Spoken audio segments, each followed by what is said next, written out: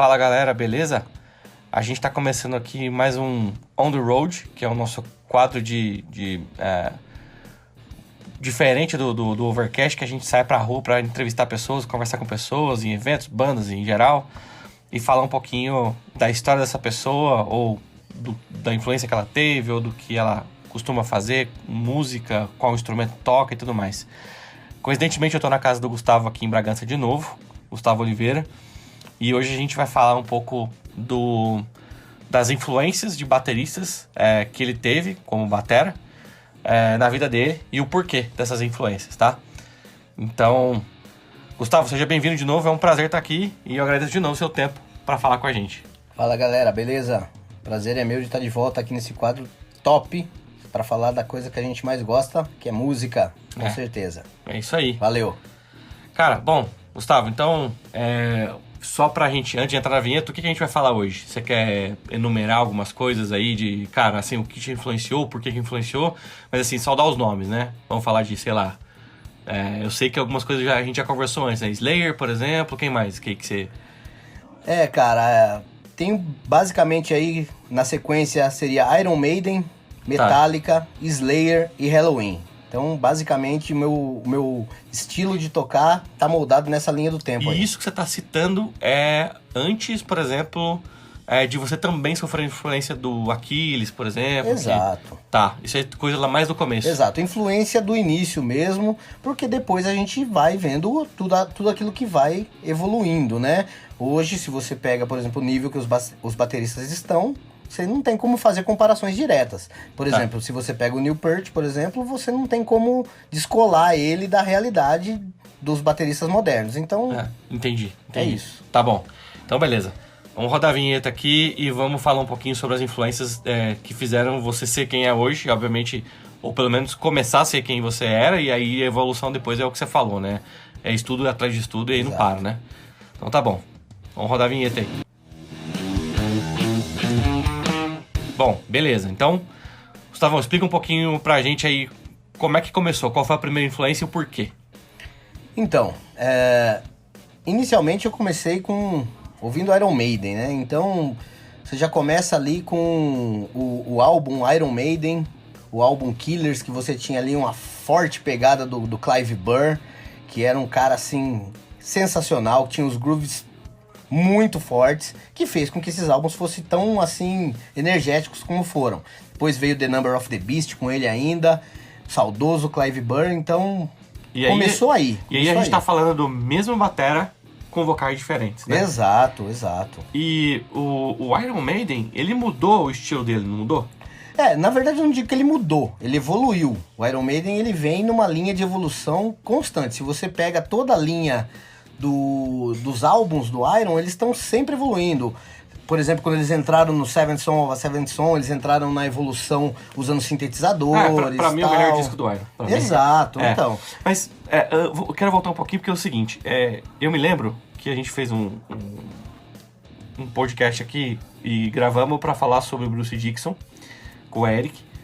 E o Eric contou uma história de que o Iron Maiden antes do Bruce era uma pegada um pouco mais, sei lá, punk, isso, um negócio mais, exato, né? Uhum. E aí vem a dúvida de saber, lógico que a gente tá saindo um pouquinho do assunto, mas de saber se essa pegada mudou porque o Bruce entrou ou se porque foi uma evolução natural também. Eu diria que os dois, Entendi. tá? Inicialmente, musicalmente, eles evoluíram bastante, tá? O Iron, eles vêm evoluindo ano após ano. Mas o vocal do Bruce possibilitou que em alguns momentos eles mantivessem a pegada punk, mas também partissem para uma linha mais melódica, tá? Tanto que, se você conversa aí com os headbanger mais raiz, que estão mais envolvidos com o power metal aí no mundo afora, o nosso famoso metal melódico, dizem que o Iron, depois da entrada do Bruce Dickinson, foi o primeiro a inaugurar esse estilo. Dizem que as bandas alemãs que começaram com esse estilo, por exemplo, o Halloween, como eu falei na introdução, foi fortemente influenciada pelo Iron Maiden pós-Paul Di'Anno. Então, aí que tá, né? Mas se você pegar o Samson, que é a primeira banda do Bruce, Sim. já era assim, né? Sim, então, aí que você vê, o Bruce trouxe essa outra faceta pro Iron Maiden. Realmente. Entendeu? São vocais mais versáteis, Sim. tá? E isso trouxe com que toda a linha de guitarra acompanhasse essa questão melódica da coisa aí, né? Como a gente pode dizer. Então, o próprio Clive Burr teve que mudar um pouco o seu estilo de tocar para se adaptar, entendeu? Isso que eu queria enfatizar, porque que eu tô tocando nesse assunto. Porque eu me lembro de eu ter conhecimento de ser a primeira banda que faz mudança de andamentos, e aí tem tudo a ver com a batera, exatamente. No meio de uma mesma música, né? Sim. Isso antes das bandas convencionais que a gente conhece. Tudo bem que tem o Rush ali no meio do caminho que também fazia isso, né? Mas aí a gente tá num paralelo, né? Entendeu? O Rush, ele já tava tecnicamente num nível assim, tá certo que, apesar de serem da mesma época, são como que eu posso dizer, de influências diferenciadas, né? O Rush já vai mais naquela linha do progressivo, tal. É um power trio que você já espera, assim, que seja muito diferenciado. Foi uma química, assim, terrível, entendeu? Um negócio que explodiu porque não tinha como ser diferente. O nível técnico dos músicos era muito elevado, ó. Claro, a gente teve a perda do Neil Peart, mas o Geddy Lee e como que é o nome do guitarrista? Não, esse cara eu nunca vou lembrar. Não lembro nunca. O nível deles é, assim, um negócio sobrenatural. O Iron Maiden não. O Iron Maiden, ele veio mudando as formações desde 75 até ali em 78, 79 saiu o Soundhouse Tapes, depois o Iron Maiden 1, depois o Killers, até a transformação da banda no The Number of the Beast com a entrada do Bruce. Entendi. Aí que foi onde o Iron realmente engrenou nessa linha mais melódica, com mudanças de andamento. Aí sim, em alguns momentos sendo progressiva, em alguns momentos sendo punk, sem perder, mas sempre evoluindo. A gente também tem mudança de andamento em bandas como Pink Floyd, né? Que também são bem antigas, né? Sim. Mas no heavy metal mesmo, né? Que hoje é a classificação do Iron, né? Ou tem uma outra classificação? Não. Acho que é hard, né? Hard pra metal, né? Entendi. Aí varia. E realmente, cara, é o que impressionava, né? Como é que uma banda pode... Tipo, o Fear of the Dark foi um marco na vida deles, né? Sim. Mas vamos voltar a falar um pouquinho dessa influência. Então, você tá citando o Iron. E o que ele causou em você? Então, a dinâmica da coisa, né? O Iron foi a primeira banda que eu ouvi, assim, isso é meu, pessoal, sim. Daquela energia. O Clive Burr já demonstrava essa energia, assim, desde o início, tá? Porém, após a troca de vocalista, você tem vários álbuns aí na sequência, mas quando teve o Peace of Mind, que entrou o Nico McBrain, tá? E até tem todo aquele clipe lá do Where It Goes There, que ele é lá colocado como aquele monge ali, sinistro no clipe. Fizeram isso com ele como ele era um novato, botaram ele pra gravar aquilo ali. Já demonstrou, assim, uma evolução técnica muito acentuada. Então ele veio realmente, assim, como a cereja do bolo. Claro, o Clive, ele fez com que o Iron Maiden mostrasse a essência ao que veio, tá? Por cargas d'água ele teve que sair da banda, etc e tal. E o Nico veio nesse momento e, tampou, fechou. Porque além da velocidade, a técnica tem toda essa questão do conhecimento musical dele, dessa questão dos andamentos, de entender as ideias do Steve, do chefão, do Steve, certo? E aí, botar aquilo em prática. E então o Iron, pra mim, ficou único. Não existe nada hoje como o Iron. Então, essa influência que eu tive entre o Clive Burr e o Nico, entre pegada, groove e técnica, foi, assim, pra mim, a minha influência inicial de tudo. Mas isso era uma motivação pra você? Com certeza. Porque toda vez que eu ouvia aquilo, eu queria traduzir aquilo na bateria. Eu era iniciante, tá? Isso foi ali no começo da minha vida aí como baterista, e eu tentava a todo momento fazer aquilo, entendeu? Aquelas conduções, aquelas viradas com drag, rufadas, aquele bumbo super rápido com um pé só, com um pé só, descalço, entendeu? Então aquilo pra mim era um negócio incrível, incrível. E por que o Iron e não outras bandas? Foi um acaso? Ou foi uma questão de escutar um monte de coisa e falar, não, isso aqui pra mim é diferente? Foi um acaso. Foi um acaso. Tá. Porque eu vinha entrando nessa época no rock.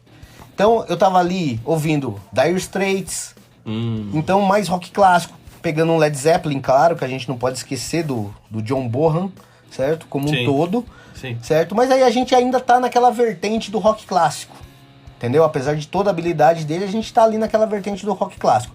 Quando eu... Mais um negócio reto, um negócio Sim, mais simplista. apesar de toda a habilidade, aquilo que dava poucos momentos para ele demonstrar realmente tudo aquilo que ele tinha. Ao vivo ele era muito mais vigoroso do que nas composições de estúdio, etc e tal.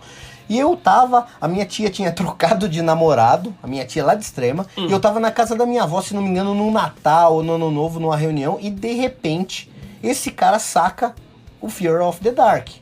Entendeu? Isso é. Acho que nós tivemos a mesma impressão, porque também foi comigo. Eu já tinha ouvido alguma coisa do Iron, do primeiro, do Iron Maiden, do Killers, e tido aquela sensação punk, aquela coisa paulada mesmo, tal, aqueles vocais rasgados do Paul. Mas quando eu ouvi o Fear of the Dark a primeira vez, eu entendi realmente o que o Iron Maiden tinha se tornado. Claro que tudo isso que a gente sabe, que eu sei do Iron Maiden, eu fui buscar depois. Mas o meu primeiro contato, assim, foi no lançamento do Fear of the Dark. Eu também, tá? Então quando eu escutei aquilo, eu achei a coisa mais incrível que eu já tinha ouvido até hoje. É verdade. Tanto na questão de toda a cozinha ali, né? Baixo, bateria, quanto naqueles riffs de guitarra, tanto os mais rápidos do Dave Murray, quanto os mais melódicos ali do Gennick Gers, tal, aquela coisa toda. E você sabia que o Fear of the Dark foi gravado sem metrônomo? Não sabia. Foi gravado sem metrônomo. Cara, que incrível. Se você pegar o disco... Mas ao vivo, então, todos juntos. Aí eu não sei. Então, porque... Não, se você grava uma base sem metrônomo, né? Eu não sei como é que foi, de verdade. Depois o batera vai e faz a bateria em cima da base, que também tá sem metrônomo. Mas é difícil, todo mundo segue a bateria. Meu Deus do céu. Pode ter sido um live mesmo, mas esse disco foi gravado sem metrônomo, cara. Incrível. Incrível, mas desses caras eu não duvido nada. É a mesma coisa que eu falo do Rush, por exemplo, entendeu? Desses caras eu não duvido nada. E o mais engraçado é que o Fear of the Dark é um dos discos que tem teclado, né? Sim, porque do Seven Son pra frente, praticamente todos os discos do Iron tem teclado. Teoricamente, se foi sem metrônomo, ao vivo, ou eles regravaram as bases com metrônomo, ou tem um cara ali ao vivo por baixo dos panos tocando teclado. Exatamente, né? Como acontece com algumas bandas, por exemplo, como o Halloween. O Angra também, né? O Angra também. Só que o Angra toca com metrônomo. O Halloween põe um tecladista no backstage. O Halloween também não toca? Não. Entendeu? Então... Banda raiz. Banda raiz. Aí tem o tecladista. O Ozzy mesmo teve tecladista por um bom tempo no backstage. Contratado, né? Até se você olha o show do Rock in Rio, por exemplo, a gente já tá misturando um pouco as coisas, mas se você olha o show do Rock in Rio, por exemplo, do Ozzy em 85, tem um tecladista no palco, fazendo a introdução de Mr. Crowley ali, coisa que depois acabou, entendeu? Mas na verdade, parece que não tem a ver com o assunto, mas tem. Sim. Porque, já que a gente tá falando disso, da influência dos bateras pra você, quão difícil é tocar com metrônomo ao vivo, né, cara? Não é um negócio simples, né? Não é pra qualquer um. Se você não tem a vivência daquilo ali, eu já tentei. Você estando no seu estúdio, na sua casa, ou gravando uma música no estúdio, com o metrônomo você tenta quantas vezes você precisar. Mas ao vivo é outra coisa. Ele tem que ter aquela vivência daquilo ali de um bom tempo já, tá muito acostumado, né, com o metrônomo para poder fazer aquilo ao vivo. Porque tudo aí, no caso, depende de você. Entendeu? Porque todos os samplers, os teclados, tá tudo ligado ao metrônomo, entendeu? Então, se errar, bicho. Você não pega o Megadeth hoje? Que todos os efeitos de guitarra estão ligados ao metrônomo? É tudo eletrônico hoje, não tem troca mais de pedal. Sim. Nem pelo guitarrista e nem pelo técnico de guitarra como era antes. O técnico de guitarra antes, até uns anos atrás, pisava no pedal lá atrás. Agora não, agora é tudo software, tudo ligado ao metrônomo. Então, por aí vai. Pois é. Mas tá bom. E depois do Iron Maiden, o que veio de novidade na sua vida pra você falar assim, preciso me renovar? Aí veio Metallica, cara. Metallica. Porque aí eu já tava de cabeça no heavy metal, entendeu? Depois do Iron eu destrinchei tudo que tinha do Iron, certo? Aí veio Metallica. E olha só que coisa engraçada, né? Pra muitos bateristas no mundo, os dois que você tá citando, tanto o Nico quanto o Lars, são bateras que não têm visibilidade no mundo da bateria, né? Tecnicamente, né? Sim. Tecnicamente. Mas isso é hoje. Isso é hoje. Porque ali, na década de 90, começo da década de 90, que esses caras já estavam no auge, eu que era moleque que tava entrando nesse mundo, não tinha ninguém frente a esses caras. Entendi. Entendeu? Do Nico não tinha ninguém à frente, e do Lars, pelo vigor físico. Entendeu? Pela velocidade das músicas. Não havia ninguém. Aquele álbum ao vivo que eles têm, aquela fita, aquele show ao vivo que eles têm filmado, que é o Live and Shit, que é gravado se não me engano, em 2 cidades dos Estados Unidos. Aquilo ao vivo é uma coisa alucinante para um baterista. tá? Quando ele em The Four Horsemen, ele corre de uma bateria para outra, no meio da música, aquilo é uma coisa que é inexplicável para quem tá começando, até mesmo para bateristas da época, já experientes, aquilo é um negócio fora da realidade. Cara, e assim, é uma mistura, obviamente, de capacidade técnica, né? Com pegada, porque a gente não tem o que falar da pegada dele, né? Exato. Com um pouco de show também, né? Exato. Fazia parte, né, de todo ali o entretenimento, né? Exato. Mas você, por exemplo, você pegava, por exemplo, esse show, o Live and Shit, ele era a turnê do And Just For All. Sim. E você pegar o Lars tocando ao vivo, fazendo nota por nota no bumbo duplo de Blackned, por exemplo, é uma coisa que hoje ele não consegue mais. Hoje não dá? Não, hoje não dá. Jura mesmo? Entendeu? Hoje ele não dá. Por exemplo, você pega o Hardwired, que é o último CD, escuta o CD hoje, tá? De estúdio, e veja toda a linha de bumbo durante todo o CD. E veja o que ele faz ao vivo. Não foi ele quem gravou, pelo menos dizem os boatos, que todos os bumbo duplos foram gravados por outro baterista. Mas... E ao vivo, realmente, ele não faz nada. E por que é assim? Porque ele quer buscar aquele espírito anterior. E por que não se mantém? Porque o Lars não estudou. O Lars então não evoluiu. É aí que eu queria chegar. Não, o Lars parou. O Lars parou no Black Album. O Lars que a gente tem hoje é o resquício do Black Album, tá? Ele executa o One, por exemplo, ao vivo hoje? Sim, mas o One é uma pegada... É mais simples. É tranquilo pra ele. Dá uns pru-pru lá, né? Sim, quando ele vai fazer o bumbo duplo, dá uns pru-pru, mas ele até consegue fazer. Entendi. Mas tem músicas, por exemplo, do Hardwired, como eu citei agora, que as linhas de bumbo duplo são rápidas e extensas. Entendi. Ele não consegue fazer isso. E tem ele tocando ao vivo que... Não. Todo som ao vivo do Hardwired, ele não faz nenhuma dessas linhas. Isso é fato. Que coisa. Isso é fato. Então, tipo assim, por que o Lars foi uma grande influência pra mim? Justamente pela pegada ao vivo que ele apresentava até o And Just For All. Porque, o Metallica acabou de sair do Master. Aí fez, como a gente diz no submundo, né, dos headbanger aí, o And Just For All, ele é o concorrente direto em termos de produção e técnica do Rust in Peace do Megadeth. Sim. Tá? Então os dois estão ali. Sabemos o porquê, né? Exato. Eles estão no mesmo nível técnico, são dois clássicos assim, irrefutáveis, certo? E o Lars, ele vinha ali numa pegada muito forte. A energia dele tocar, tipo assim, como é que eu posso dizer, o perfeccionismo dele. Dizem aí que ele demorou mais de 4 meses pra gravar só a bateria de One. Cara, e olha só que coisa engraçada você falar sobre isso, né?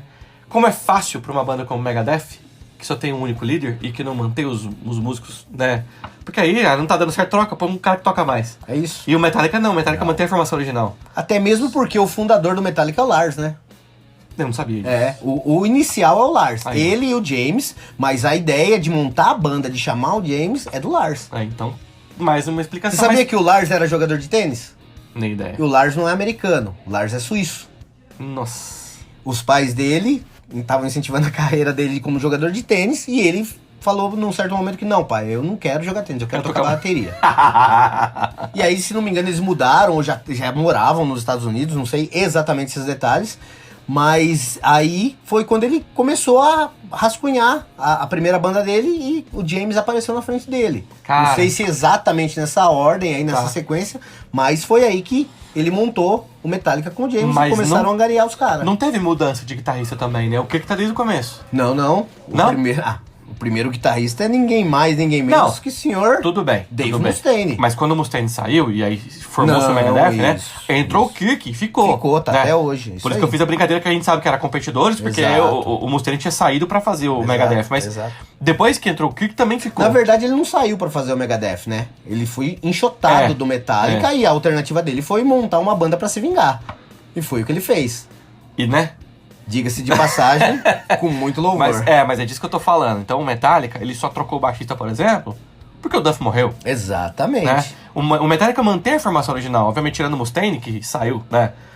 Porque foi mandado embora e por causa, imagina, deve ter vários motivos, mas o gênio dele deve ser um deles, né? Então, na verdade, falando nessa parte de genialidade, o Metallica soube contornar muito bem essas situações, né? Porque o Dave Mustaine, a gente sabe a genialidade do cara. Isso a gente não precisa nem comentar aqui, que esse é assunto talvez para um próximo. Um próximo, certo?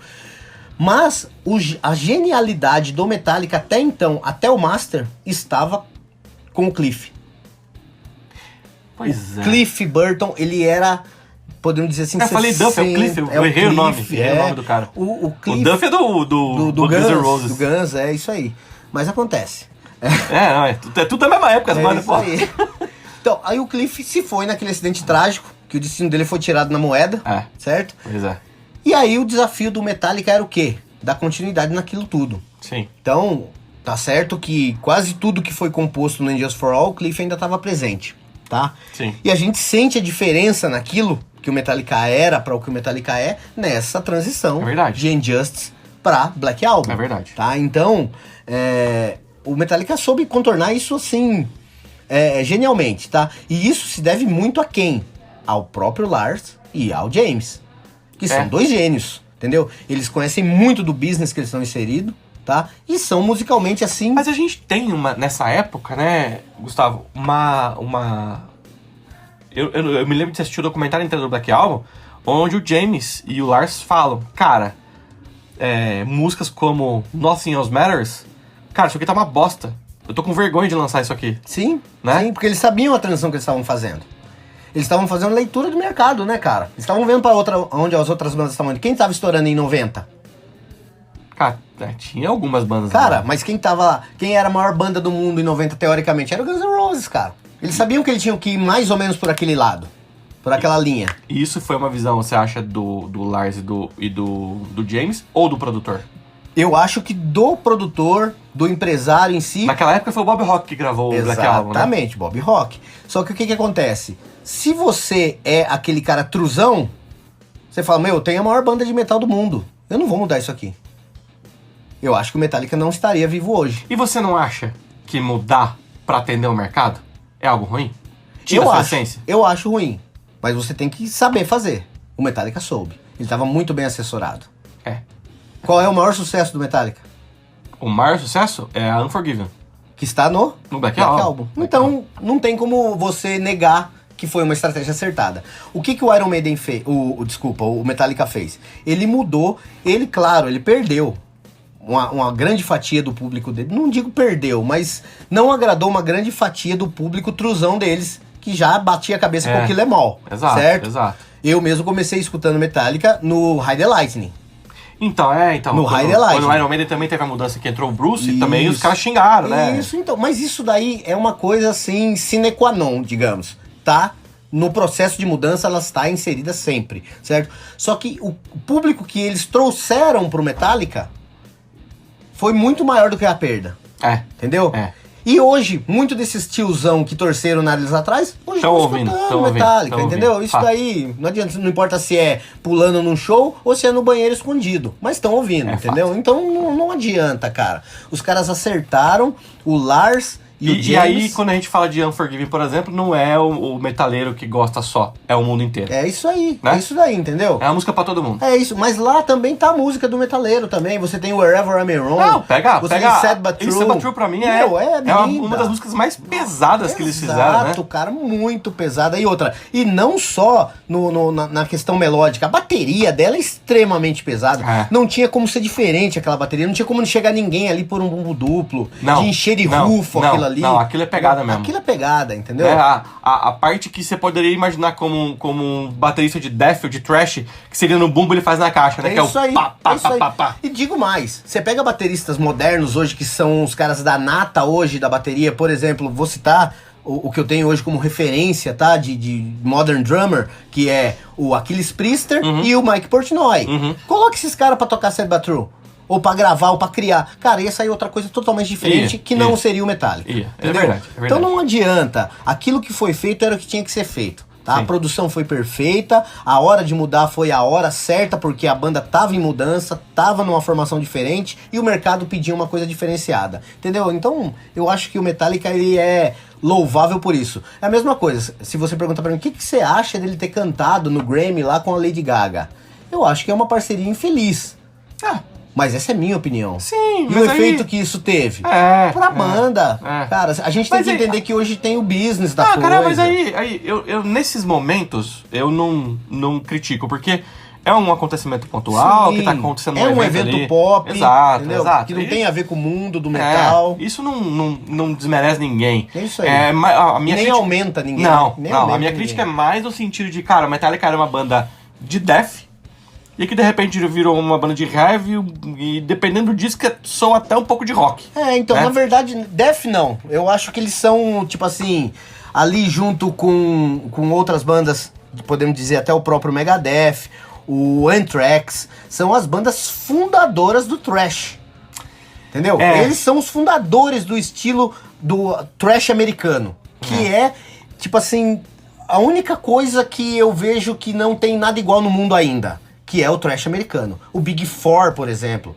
Aí a gente vai, logo na sequência, falar de outra banda do Big Four, que também tá dentro da minha influência, que é o Slayer, entendeu? Se você pega esses 4 caras, Megadeth, o Anthrax, o Metallica e o Slayer, cara, não tem nada igual a isso. Não tem. Não tem. Entendeu? Então eles fundaram um estilo. Então o Metallica, ele veio moldando o thrash metal. Ele não deixou de ser, certo?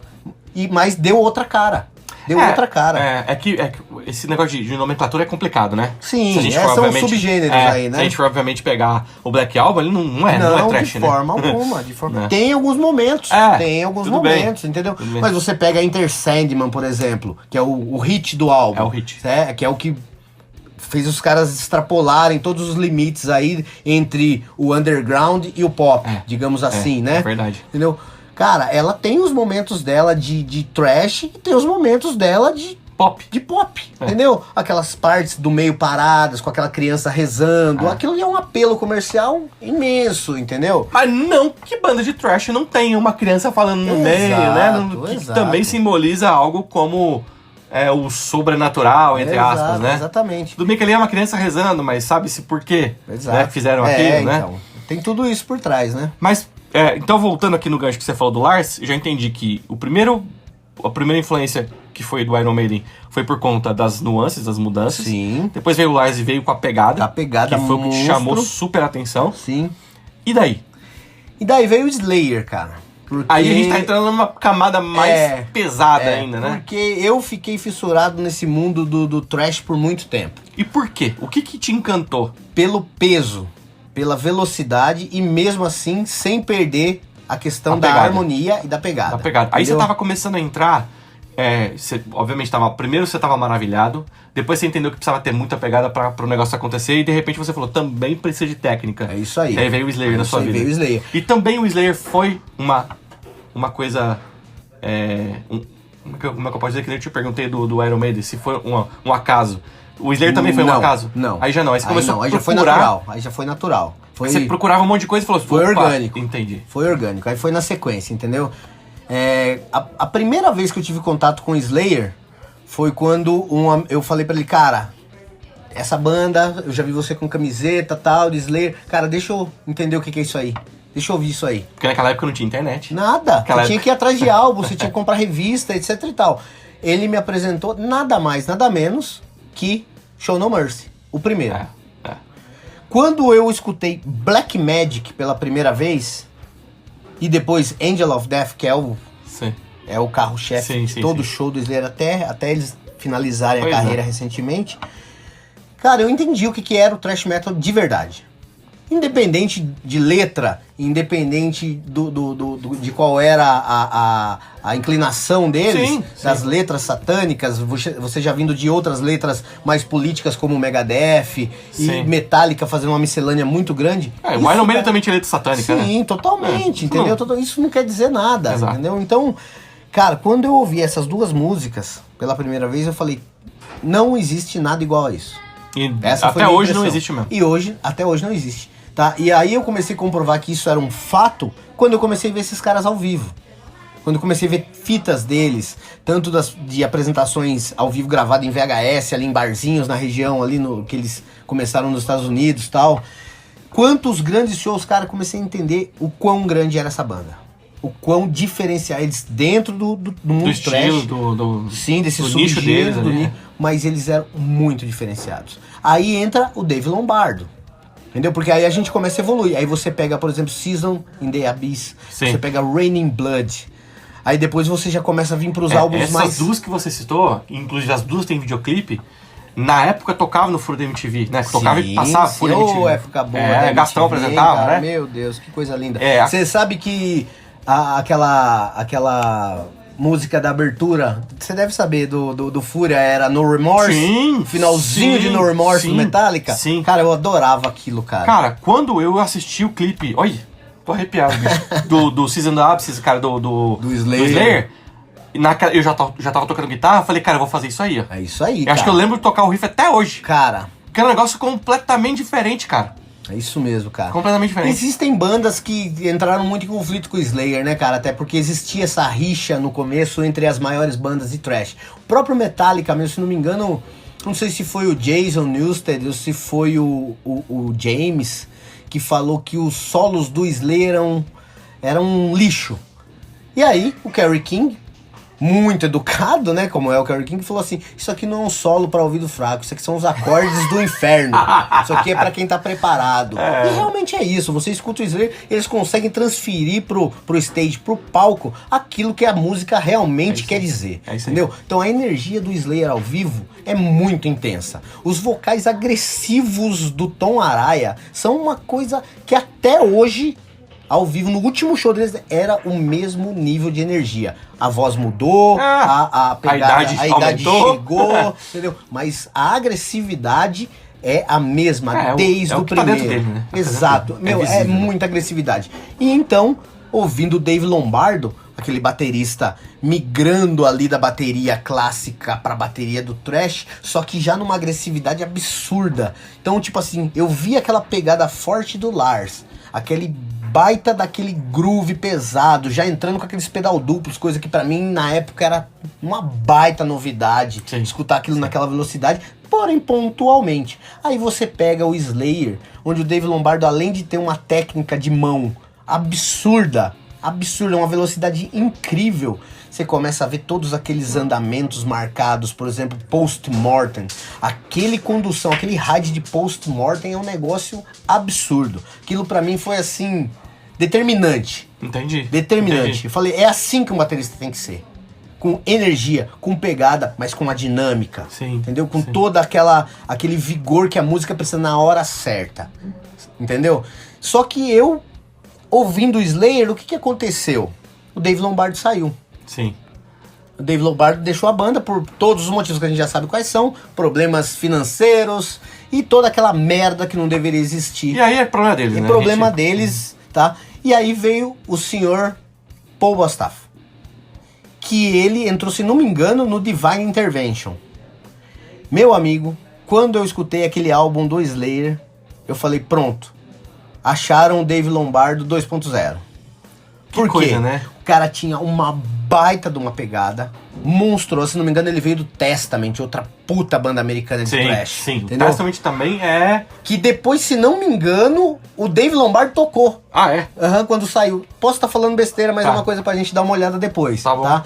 Mas aí, você vê o cara dominar pedal duplo, dominar técnica de mão com maestria e fazendo aquele thrash monstruoso. Conseguir tocar as músicas do Lombardo. Do Lombardo.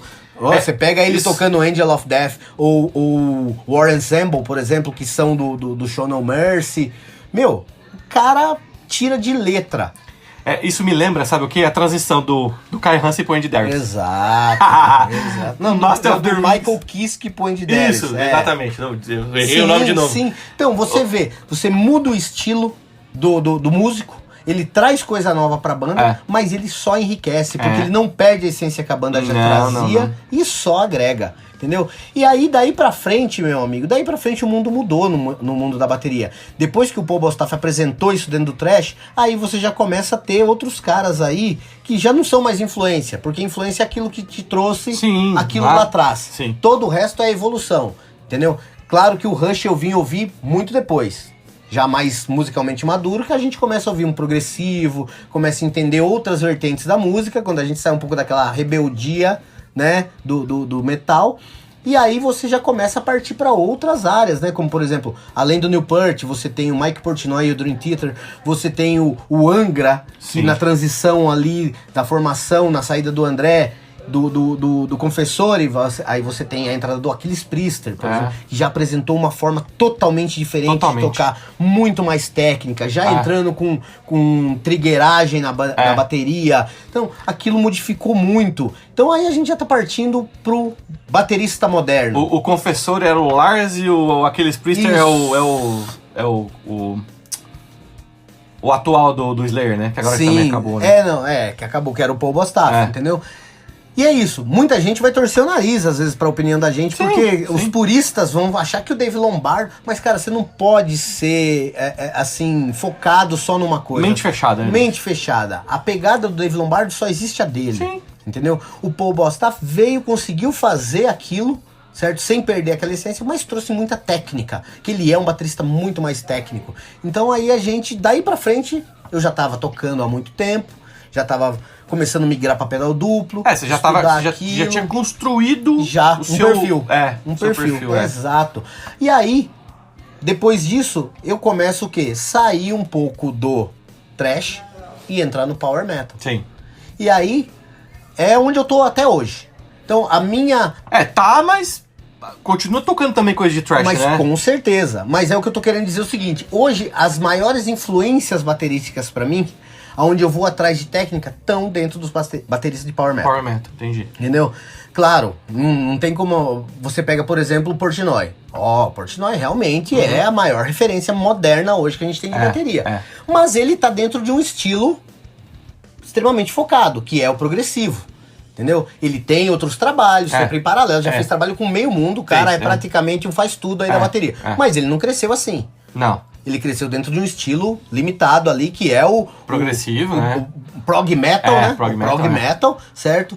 Ele tem o Transatlantic. Isso, entendeu? Que aí não é um prog metal, não, né? É um progressivo natural mesmo, né? Em essência. Um pouquinho mais pesado, talvez, isso, né? Do que Pink Floyd, Marillion, enfim. Do que a escola... né? Mas acho que também é uma evolução natural das coisas, né? Mas quando eu quero buscar técnica, quando eu quero entender velocidade, quando eu quero... Hoje... eu vou no Power Metal. Porque os bateristas, assim... dentro do estilo que eu gosto de ouvir, os maiores bateristas estão no Power Metal. Claro que se você pegar, por exemplo... Você pega a música Bleed, por exemplo, do... Putz, não vou lembrar o nome da banda agora. Que é uma música do Meshuggah. Bleed do Meshuggah. Aquele pedal duplo é impossível. É impossível. Não digo que é impossível porque tem muita gente fazendo, mas é um negócio que você tem que dedicar assim muito do seu tempo e da sua técnica pra fazer aquilo. Ou seja, pra sair aquilo da cabeça de um cara, ele tem que ser assim muito fora da média. Mas volto a falar, são coisas muito pontuais, como é o Portnoy, como é esse baterista do Meshuggah, que eu não lembro o nome dele agora. Mas no Power Metal não, você tem praticamente assim dentro das maiores bandas, das bandas de referência, um padrão. Você pega, por exemplo, o Helloween. Teve o primeiro baterista, que faleceu. Sim. Teve uma série de problemas mentais, né? E ele, infelizmente, faleceu. Depois, se não me engano, o próximo baterista foi o Uli Kush, que tocou com o Kai no Gamma Ray. Esse cara é simplesmente o baterista que compôs Soul Survivor. Pois é. Entendeu? Pois é. E aí você tem agora o Danny Lobley, que tá no Halloween hoje. Então se você pega... esses caras são monstros da bateria. Aí você vem pro nosso lado. Você pega o Angra. O Confessor é aquele batera raiz. Mas, cara... com uma pegada monstruosa. Mas aí você pega e analisa da forma... Do ponto de vista do baterista, o que aconteceu depois. Do Rebirth pra frente. Entendeu? Sim. Você tem o Bruno Valverde hoje, que é um moleque assim... fora da curva. Fora da curva. Mas ele ainda não tem, talvez, aquela pegada agressivíssima do Aquiles, que ele apresentou nos álbuns e que o Aquiles tem apresentado até hoje em todo o trabalho que ele faz. Sim. Ele é um baterista, assim, mundialmente requisitado. Tony McAlpine chama ele pra todas as turnês, que é uma banda de progressivo, de prog rock. O Dragon Force precisou dele recentemente, que é uma das maiores influências do Power Metal hoje no mundo, é o Dragon Force. Claro, há críticas quanto a isso, porque é um estilo diferenciado, mas não deixa de ser Power Metal e tá com toda aquela técnica ali inserida, tá?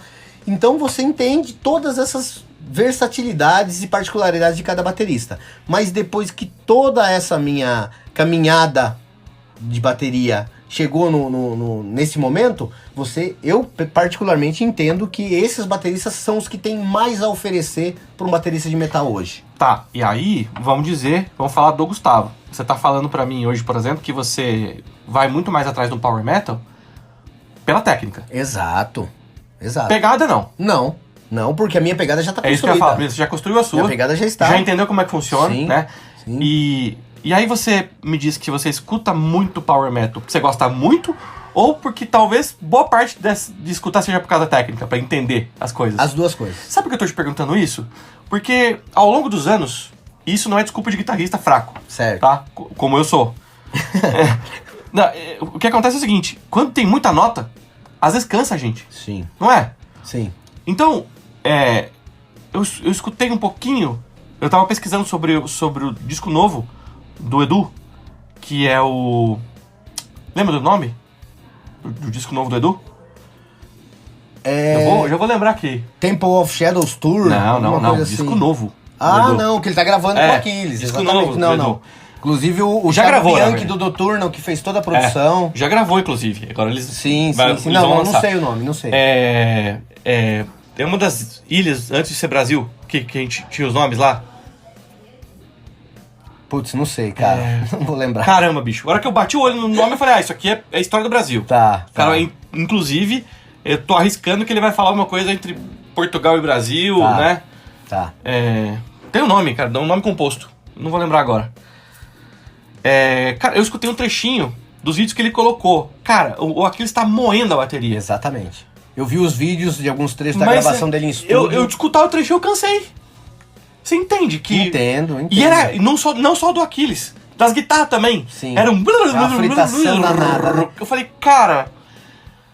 Eu não sei. Então, cara, mas o power metal é isso. Isso tá inserido no estilo. Não tem como ter power metal sem ter bumbo sextinado. Entendeu? Nossa, cara. Não tem como. Entendeu? Não tem como ter... Ao mesmo tempo que não tem... Por que a gente chama de metal melódico no Brasil? Pelas linhas harmônicas nas quedas de andamento, aqueles solos dobrados de guitarra, que o Halloween é mestre, que o Angra... Iron Maiden antes de todo mundo. Exatamente, e o Iron Maiden antes de todo mundo. Só que o Iron Maiden, como a gente falou lá atrás, ele é o precursor desse estilo. E aí isso evoluiu. Sim. Tanto é que o Iron ele vinha numa toada tão grande de power metal, tá? Migrando talvez naturalmente pra isso, que o Nico McBrain num certo momento falou pro Steve, vou pôr 2 bumbos. O Harris não deixou. É óbvio que não. Falou, não, eu não quero ser mais uma banda dessas aí. O Iron Maiden tem um estilo próprio. E acertou. E o Nico pode tocar com 2 na casa dele? Sim, na casa dele. Ou em outro projeto, não sei se faz. Então, mas você pega, por exemplo, não sei se é Brave New World, a música que é Brave New World, que o bumbo entendeu? Ali se não me engano, é em sextina, alguma coisa assim, tercina. É uma tercina. Entendeu? No refrão. E é num pé só, e descalço. Pele do bumbo totalmente esticada pra ter o melhor rebote possível. E é um pé só. Ele se mata. Eu não arrisco fazer aquilo com aquela precisão. Por causa do esforço físico? Exato. Não, mas o esforço físico ele tem que estar aliado à precisão. O esforço físico ele vai sempre ter. Mas com isso você se acostuma. Mas não adianta ter velocidade sem ter a precisão, entendeu? Então, tipo assim, eu precisaria com um pé só estudar muito, sendo que hoje eu toco de pedal duplo e não vou precisar. Entendi. Entendeu? Então, ele faz porque é a característica dele, entendeu? Bonito de ver, né? Imposta ou não, ele é mestre naquilo que ele faz, entendeu? E aí, voltando na questão do power metal, é isso, cara. O estilo existe por causa dessa característica. Não importa se ele veio do Iron, ou se ele veio da Europa, ou se foi o Halloween que inventou ou não, que desenvolveu ou não, mas a característica do som é esse. Você pega, por exemplo, outra banda que eu sou aficionado, é o Avantasia, por exemplo, entendeu? Você tem o Felix Bonk, que é o batera, que é do Ed Guy. É só ele que toca? Só ele. Só ele. Ao vivo sempre foi. Nos primeiros álbuns de estúdio, ele participou de algumas músicas, mas pra você ter uma ideia, no Scarecrow, que é o terceiro álbum do Avantasia, quem tocou foi o Eric Singer. Nossa, bicho.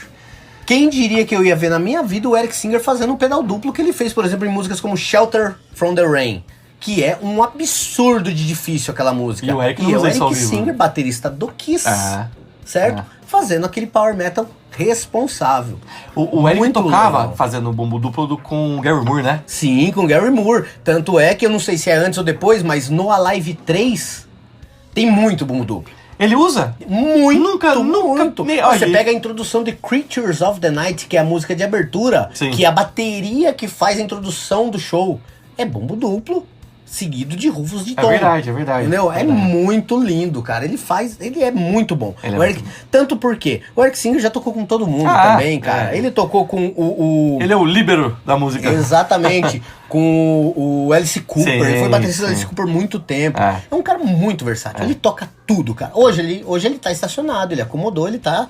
Mas não é um cara com a capacidade... Fora o que canta, né? Fora. Não é à toa que ele é o singer, né? Entendeu? Então é isso, cara. E a primeira vez que eu vi um batera tocando com um pedestal de microfone móvel. No Alive 3. No Alive 3 o microfone dele vai e volta e depois hoje eu vejo o Portnoy fazendo a mesma coisa, entendeu? Mas daí, né? Pois é. É uma cópia, né? E tá tudo bem, né? Isso aí, tá tudo bem. Mas a voz não tem nem como comparar, né? Que o Portnoy pra cantar... Não. E olha que melhorou muito, e tá ruim. Sim. Né? Agora o Eric Singer não. O Eric Singer canta demais. Mas então é isso, cara. Eu acho que a bateria evoluiu, tá? Serviu pra gente ter muita referência, assim, top. Eu acho que a gente é privilegiado da época que a gente nasceu. É verdade. Que a gente nasceu, assim, no momento que toda a música tava evoluindo. Toda a técnica, o equipamento tava evoluindo, tudo ajudou demais e a gente só tem a agradecer a esses caras. Hoje, o nível não existe mais. O nível é onde você quer chegar, entendeu? Então, tá tudo aí em aberto. Você pega bateristas aí com 50 anos, como o Aquiles, por exemplo, tocando naquele nível, entendeu? Absurdo. Você pega o Mike Portnoy também, aí já pra lá dos 50 anos também, tocando daquela forma. E você vê como o Neil Peart finalizou a carreira dele em alto nível. Em alto nível, revolucionando técnica, revolucionando equipamento. A Holland mesmo evoluiu demais por ter ele por trás como assessoria na parte, porque a bateria dele era uma 360 graus. Metade acústica, metade eletrônica. Entendeu? Então, tudo isso evoluiu muito. Se não me engano, até o prato Shock, que é o prato que eletrônico que você bate, segura com a mão, ele estanca o som como se fosse um acústico, foi desenvolvimento parceiro com o Neil Peart. Cara, não tem como, né? Ele sempre usou esses efeitos, né? Sim, desde o início. Entendeu? Cara, legal. Eu só queria, antes da gente terminar, nosso foi estendido, mas o On The Road ele é um quadro realmente pra isso mesmo. Cara, queria que você opinasse, se é que você sabe, se você tem conhecimento, o Serginho do Roupa Nova. Cara, eu penso assim, que o que o Serginho faz, ninguém faz. Ninguém faz. Tocar com aquele sentimento, com aquele groove, cantando. Tem viradas absurdas que esse cara faz em contratempo e cantando, que são impossíveis. São impossíveis. Eu acho que eu já até comentei com você. Pra mim, o Roupa Nova, dentro do meio musical, ele é equiparado a uma banda tipo Yes. Nós temos a mesma opinião. Eu falei disso no outro podcast. Exatamente isso, cara. O Yes e o Roupa Nova estão pra mim, assim, tecnicamente, na questão do bom gosto das composições. Claro, uma vertente, isso, tudo isso de vocal, as músicas mais voltadas pra melodia. É demais. Eu acho que o Roupa Nova, apesar da perda que a gente teve recente aí do Paulinho, entendeu? Ainda espero que eles não encurtem a vida da banda por causa desse trágico acontecimento aí. Verdade. Apesar de pesado pra eles. Muito. Mas eu espero que eles não desistam, porque eles, no Brasil, eles são o que há de melhor. Eu concordo com você. É o que há de melhor. Concordo. Os shows ao vivo, eles não perdem nada. Eu diria até que são melhores. Sim. E não tem nada gravado. Né? Não tem nada gravado. A gente, aqui agora, desse jeito que você tá a gente andou assistindo umas bandas grandes tocando aí recentemente com um monte de backing vocal gravado, teclado gravado. E isso desmerece um pouco o nome que eles têm. E o Roupa Nova é prova disso. Não precisa. Legal, eu queria terminar desse jeito porque a gente fala muito de bandas gringas, né? Obviamente a gente falou do Angra, falamos do Aquiles, né? Mas o Roupa não dá pra deixar de lado, cara. Não dá. Existem muitas coisas que a gente tem que olhar pra dentro aqui da nossa área e ver que sim, a gente tem feito muita coisa boa desde sempre, tá? Tá certo que a música brasileira destoou há muito tempo, mas o que é bom ainda está lá. Tá lá, entendeu? Verdade. Inclusive bandas de progressivo que a gente tem aí do passado, muito. Deixo até aqui a dica para quem quiser consultar. Por exemplo, você pega O Terço, que é uma banda de progressivo brasileira com letras em português assim, antiga, se não me engano, da década de 70, ali final de 70, começo de 80. Excelente, se não me engano, o guitarrista e vocalista era o Flávio Venturini. Nossa senhora. Um monstro. Um monstro. Cara, pra quem gosta dessa vibe, vai gostar muito. Quem já ouviu Secos e Molhados e gostou... 14 bis. Exato. Vai pirar. É. Vai pirar, então fica a dica aí. Aí, ó, o terço. Depois eu vou colocar lá no Overcast Online. Cara, obrigado pelo conhecimento, Nossa senhora, hoje falamos muita coisa legal e eu acho que o ponto de vista do ser humano que escuta uma banda, escuta um baterista, no seu caso, e que olha pro conhecimento que aquilo levou pra você, né? Que você adquiriu, que você absorveu, é legal porque a gente tira toda a crítica comparativa entre um bater e outro e que a gente pode pegar só o melhor daquilo. Exato. Né? Porque quando a gente tá dentro, né? A gente tá ali fazendo aquilo que a gente quer fazer, inspirado em alguém, a gente passa a ser analítico.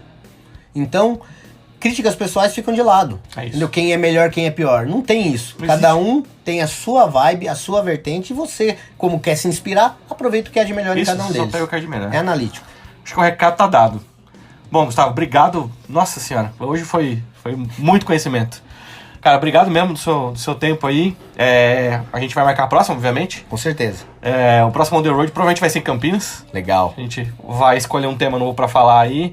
E sempre de muita qualidade de informação, porque quando a gente faz essa análise de pegar o que é de melhor e trazer e mostrar como a gente fez aquilo dentro de casa, né? Sim. Pra nós, como a gente usou aquele conhecimento, é super válido. Então, obrigado aí pela presença de novo. E essa história não vai acabar. Então, nos vemos no próximo On The Road. Não sei se o próximo On The Road vai ser com você, mas você vai ser um dos próximos de novo. E eu acho que vai virar aí um rito nosso, tá bom? Ótimo, obrigado aí por mais uma vez estar participando desse quadro aqui, muito legal. Desculpe aí se eu dei alguma informação incorreta ou se faltou alguma coisa importante ali, mas é simplesmente aí uma breve explanação de como a coisa aconteceu pra mim. É isso, essa é a parte mais importante. Ponto de vista totalmente meu, compartilhando com todos vocês aí. Mais uma vez, muito obrigado aí pelo convite, pela participação. Valeu, galera. Valeu, até mais. Keep Metal.